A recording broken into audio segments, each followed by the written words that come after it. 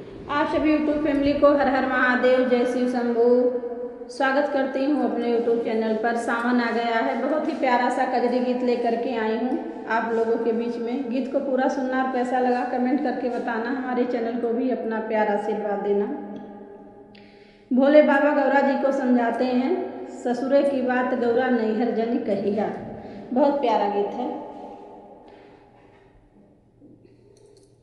उसरा जोताई शिवजी धनवा रोपइले, जामी गए भांगिया धतुरवा नाय।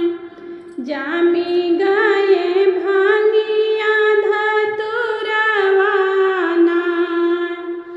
भांगिया के तोड़ी शिवजी बांधल गठरिया। भांगिया के तोड़ी शिवजी बांधल गठरिया। लाई के दिहले गौरा जी के हाथवा नाय।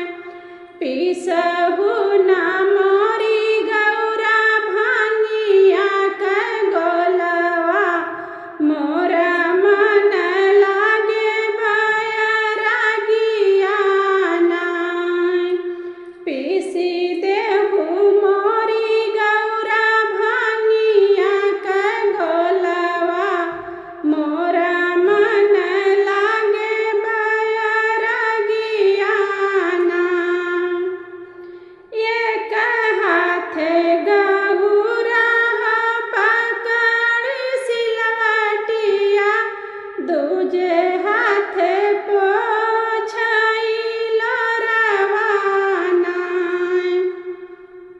हमके पठावा शिवजी मोरे नैहरवा, आई गए सावन महीनवा नाय। हमके पठावा शिवजी मोरे नैहरवा, आई गए सावन महीनवा नाय। लाली लाली डोलिया के लाल ओहरवा। लाली लाली डोलिया के लाल ओहरवा, लागी गए चार कहरवा नाय। डोली चढ़ी गौरा हो चली नैहरवा, पीछवा से शिवजी पुकारय नाय।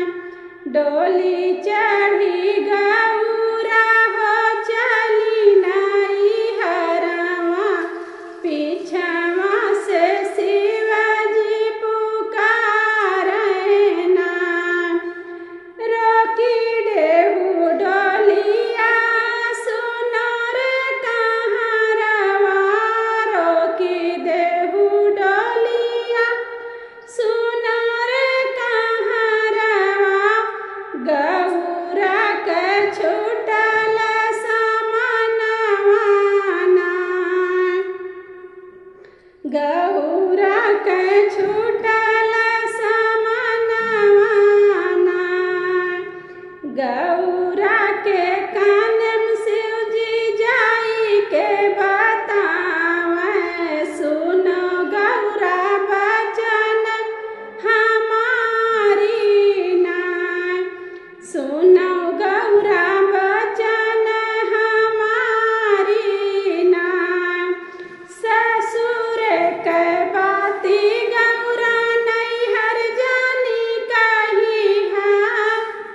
ससुर के बात गौरा नैहर जानी कहिया। मानो गौरा बचन हमारी नाय। मानो गौरा बचन हमारी नाय। मैया जे सुनी है दुखी तमन होई है। मैया जे सुनी है दुखित मन होई है, भौजी सुनई है बिरह बोलिया नाय। मैया जे सुनी है तो मन मन रोई है, भौजी